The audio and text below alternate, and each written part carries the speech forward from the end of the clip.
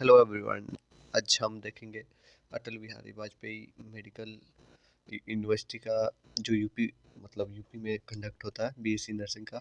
उसमें third semester का MSN का क्वेश्चन देखेंगे एडल्ट हेल्थ नर्सिंग का, जिसमें हमारे पास फर्स्ट क्वेश्चन है।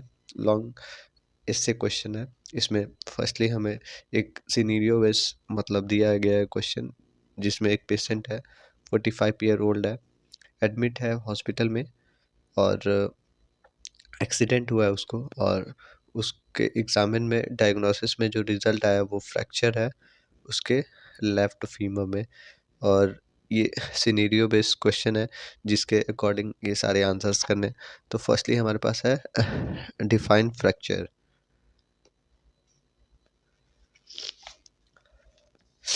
सो ये जो क्वेश्चन है वो पीछे 23 का क्वेश्चन है, अगस्त 23 में ये क्वेश्चन आया हुआ था। तो फर्स्टली इसमें इंट्रोडक्शन है फर्स्ट ए नंबर में। तो इंट्रोडक्शन में जैसे इंट्रोडक्शन हमारा 2 मार्क्स का है तो इसमें ज़्यादा कुछ नहीं लिखेंगे। तो इसमें फर्स्टली इंट्रोडक्शन लिखेंगे। Fracture is a broke or crack in a bone. It can range from small crack to complete break and can occur in any bone in the body. ये फ्रैक्चर जो है होता है एक छोटा सा बोन का क्रैक होता है या ब्रेक हो जाता है बोन के अंदर, और ये रेंज करता है छोटे से कंप्लीट पूरा टूटने में। और ये किसी भी बॉडी के बोन में हो सकता है। मेनली जो देखा जाता है उसमें 4 टाइप्स के होते हैं। मेनली जो देखा जाता है वो उसमें 5 टाइप्स के 5 टाइप्स के फ्रैक्चर्स होते हैं। कंप्लीट फ्रैक्चर जो कि बोन का कंप्लीटली ब्रोकन हो जाता है पर स्किन के अंदर ही होता है। ओपन फ्रैक्चर में जो बोन होता है वो टूट जाता है और स्किन के बाहर आ जाता है। एक्सपोजर में टूट के बाहर आ जाता है, बोन भी दिखने लगता है और सारा ब्लड भी लीक होने लगता है। कम्युनिकेटेड फ्रैक्चर कम्युनिकेटेड फ्रैक्चर में ये मल्टीपल पीसेस में ब्रोक हो जाता है किसी भी ट्रॉमा की वजह से या एक्सीडेंट की वजह से या कुछ भी हो सकता है। स्ट्रेस फ्रैक्चर है तो उसमें small crack in a bone after. देखो स्ट्रक्चर इसमें इसमें ये होता है कि जो बोन के बोन है उसमें छोटे छोटे क्रैक्स होने लगते हैं और जो कि रिपीटेशन ऑफ स्ट्रेस और रीयूज के हो जाते हैं। देन फाइनली हमारे पास फिफ्थ नंबर है, फिफ्थ टाइप है पैथोलॉजिक फ्रैक्चर, जिसमें कि किसी भी पैथोलॉजिक कॉजेज से हो सकता है, जैसे ऑस्टियोपोरोसिस हो गया जो कि कैल्शियम की कमी से हो गया, या कैंसर हो गया। उसके बाद से हम इसमें डेफिनेशन मेनली ये क्वेश्चन जो है वो अगर 2 मार्क्स का है तो इंट्रो और डेफिनेशन लिखते हैं। तो ए का हमारे पास डेफिनेशन है, फ्रैक्चर जो होता है बोन का ब्रेक होता है और ये जो इंटीग्रिटी ऑफ बोन के बनावट को डिस्टर्ब कर देता है। इसमें जो मेनली इन्वॉल्व होता है इंजरी से हो सकता है, इंजरी जो कि बोन मैरो में हो रहा हो, और पेरिस्ट्रोमा और एडजस्टमेंट ऑफ सॉफ्ट टिश्यूज जो कि डिस्टर्बेंस कर देता है इन सभी में। और सेकेंडली हम देखते हैं इसमें B number clinical manifestation of bone. Clinical manifestation में जो जो भी इसमें साइड इफ़ेक्ट्स होंगे, और नहीं साइड इफ़ेक्ट नहीं, साइन ऑफ सिम्टम्स होंगी जो बाद में दिखेंगी फ्रैक्चर के बाद, वो है फर्स्टली इसमें जो है अगर लेफ्ट फीमर में हुआ है तो हिप और थाई में पेन होगा, in level to bear wait, जो भी हम वेट नहीं उठा सकते हैं। एक्सटर्नल साइंस जो भी बाहर की तरफ से दिखेंगे उसमें जो जो लेफ्ट लेग होगा वो शॉर्टन हो जाएगा, छोटा हो जाएगा, और जो एक्सटर्नली रोटेट नहीं कर पाएंगे हम लोग। फिर एनेबल मोबिलिटी, इसमें पैर को घुमा नहीं सकते। अगर ज़्यादा सीवियर केस है तो उसमें स्वेलिंग और प्रोसेसिंग भी होने लगेगी, जैसे कि उसका उंड दिखने लगेगा और कलर चेंज हो जाएगा। फिर हमारा जो है पेन एंड सेंसरी चेंज, इसमें सीवियर पेन होगा जो कि लेफ्ट थाई और हिप में होगा। टिंगनेस टू टच एंड मूवमेंट, इसमें जो टच करेंगे जो कि सर्जिकल साइट होगा वहाँ पे पेन होगा, उससे पता चल जाएगा। और नमनेस और टिंगलिंग, इसमें सुन्न हो जाता है इसमें जो होता है वो मतलब अगर टच कर रहे हैं तो अ, जो साइट होता है वहाँ पे झिनझिनाहट होती है और नमनेस मतलब सुन्न पड़ जाना या फिर ये सब टिंग टिंगलिंग। मोटर फंक्शन चेंज इसमें जो होता है हमारा पैर का मोटर फंक्शन चेंज हो जाता है, तो उसकी वजह से वीकनेस हो जाएगा, weakness unable to wear weight हो जाएगा, फिर ये सब हो जाएगा, मतलब वॉकिंग नहीं हो पाएगा। उसके बाद से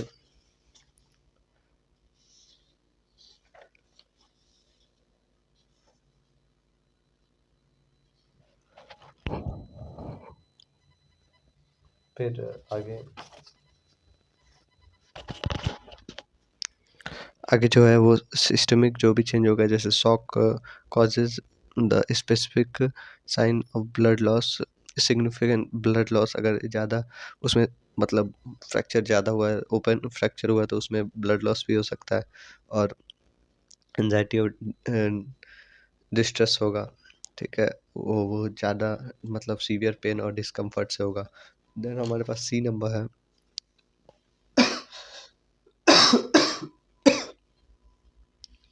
सी नंबर है complications of fracture in left femur. Complications जो होंगी लेफ्ट फीमर की वजह से वो है, तो फर्स्टली उसमें यहाँ पे कुछ कॉम्प्लिकेशंस दी हुई है, जैसे लोकल कॉम्प्लिकेशंस क्या होगा, इन्फेक्शन हो सकता है, नर्व डैमेज हो सकता है, ब्लड वेसल डैमेज हो सकता है, फिर कंपार्टमेंट सिंड्रोम हो सकता है, जैसे कि इंक्रीज हो जाता है प्रेशर थाई कंपार्टमेंट्स में, फिर माल माल यूनियन यूनियन जिसमें कि हीलिंग जो प्रोसेस होता है वो बहुत धीमे धीमे होता है।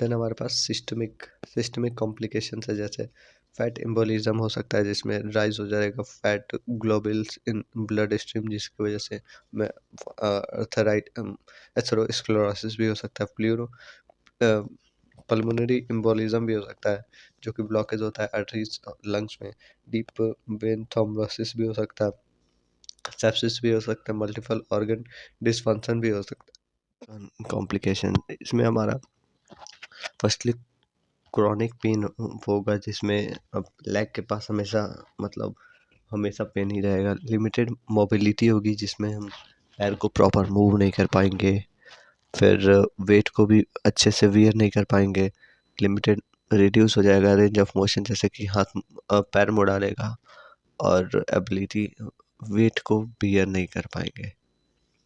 फिर मसल डिस्ट्रॉफी, इसमें जो वेस्टिंग हो जाती है सराउंडिंग मसल्स की जहाँ पे डैमेज हुआ रहता है, osteo arthritis, osteo osteoarthritis osteoarthritis में डिजनरेशन होगा जॉइंट्स का, ये डिजीज भी होती है, गॉइट गॉइट एबनॉर्मेलिटी, इसमें परमानेंट चेंज हो जाएगा वॉकिंग में और वॉकिंग पैटर्न में।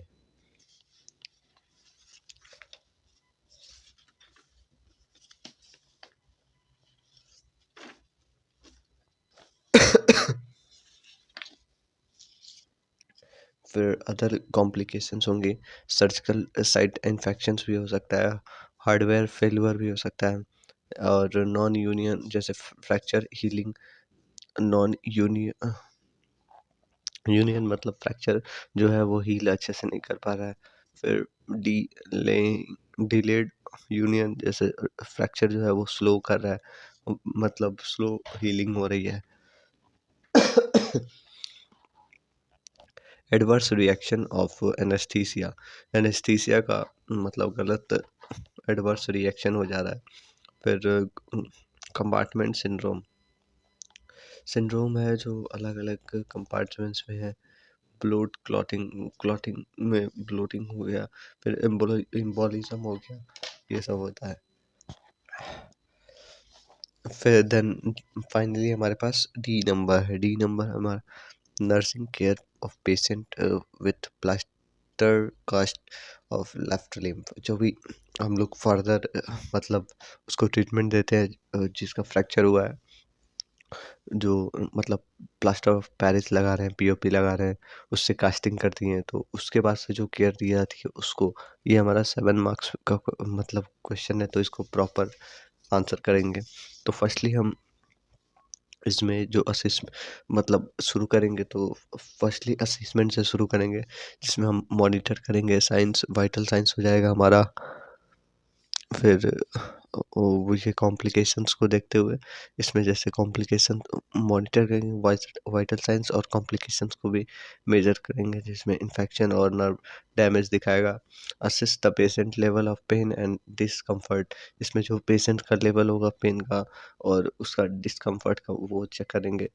फिर हमारा जो है evaluate the patient understanding of cast and care and mobility, इसमें जो पेशेंट को है वो सब कुछ मतलब पीओपी जो होता है उसके बारे में बताएंगे और कास्ट केयर के बारे में बताएंगे। मोबिलिटी इंस्ट्रूमेंट के बारे में, जैसे वो जो पकड़ के चलने वाला होता है उसके बारे में बताएंगे, ठीक है। फिर देनली हम कास्ट केयर के बारे में बताएंगे, जैसे कि जो कास्ट लग रहा है उसको हम कैसे केयर करेंगे। कास्ट केयर, ये सेकंड हमारा कास्ट केयर है, तो इसमें फर्स्टली हम इवैक्यूएशन, जिसमें हम जो भी अफेक्टेड लैग होगा उसके बारे में देखेंगे, और जो level of over the level of hurt to reduce swelling, इसमें फिर हमारा जो है कास्ट इंस्पेक्शन, तो इसमें हम रेगुलर मतलब चेक करने के लिए भी उसको बोलेंगे कि रेगुलर इंस्पेक्ट करे कास्ट को, फॉर मतलब जो भी डैमेज है या क्रैक है, वो सॉफ्ट स्पॉट्स है वो नहीं दिख रहा है ना, और जो रिकवरी अच्छे से हीलिंग हो रही है कि नहीं।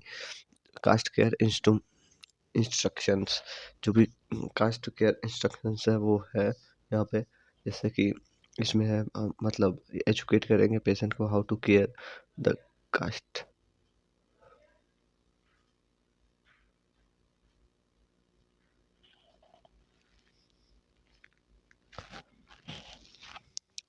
देन फर्स्टली हमारे पास है कीप द कास्ट ड्राई, इसमें कास्ट को हम ड्राई कर रखेंगे, मतलब ऐसे भी वो गीला नहीं रहना चाहिए। Avoid the type avoid tightening tight cloth and that may damage the cast, इसमें टाइट हम लोग क्लॉथ्स नहीं पहनेंगे जो कि डैमेज को कास्ट को डैमेज कर सके। Not putting the pressure on the cast, इसमें प्रेशर नहीं डालेंगे कास्ट।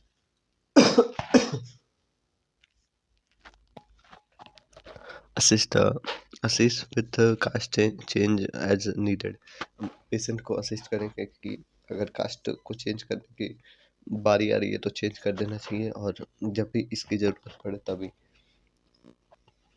देन मोबिलिटी और एक्सरसाइज, मोबिलिटी और एक्सरसाइज में हम मोबिलिटी इंस्ट्रक्शंस देंगे, जैसे पैर को ऐसे मतलब प्रॉपर प्रॉपर मतलब यूज करना है, और रोटेशन के लिए वो सब यूज क्रॉच और वॉकर्स, इसमें जो भी हम हाथों में पकड़ के मतलब चलने के लिए यूज करते हैं उसको यूज करेंगे, वॉकर्स यूज करेंगे और क्रॉचेस यूज करेंगे।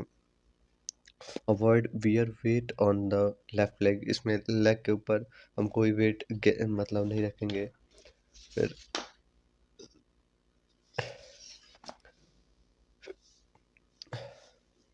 फिर हम रेंज ऑफ मोशन पे भी ध्यान देंगे, एक्सरसाइज करेंगे, इनकरेज करेंगे पेशेंट को कि वो परफॉर्म करे range of motion exercise for and affected joints, जो भी जॉइंट है उसको प्रॉपर मूव करने के लिए मसल स्ट्रेंथनिंग एक्सरसाइज, इसमें मसल को पावर देने के लिए हम लोग इनकरेज करेंगे पेशेंट को कि वो परफॉर्म करे एक्सरसाइज को, और और फॉर अनअफेक्टेड मसल्स, इसमें जो मसल्स है वो प्रॉपर मूव कर पाए। पेन मैनेजमेंट में पेन को असेसमेंट करेंगे, regular assess the pain level of patient. फिर पेन मैनेजमेंट करेंगे, एडमिनिस्टर करेंगे मेडिसिन को, और जो भी प्रिस्क्राइब रहेगा वो, और फिर तीसरा नॉन फार्मास्यूटिकल जो भी मेडिसिन होंगी वो देंगे, जैसे नॉन फार्मास्यूटिकल में हमारा जो होगा वो जैसे deep breath exercise, relaxing technique और डिस्ट्रक्शन मेथड्स को यूज़ करेंगे, जिसमें हमारा जो पेशेंट होगा वो नॉन फार्मास्यूटिकल तरीके से इंटरवेंशन करके बच जाएगा पेन से।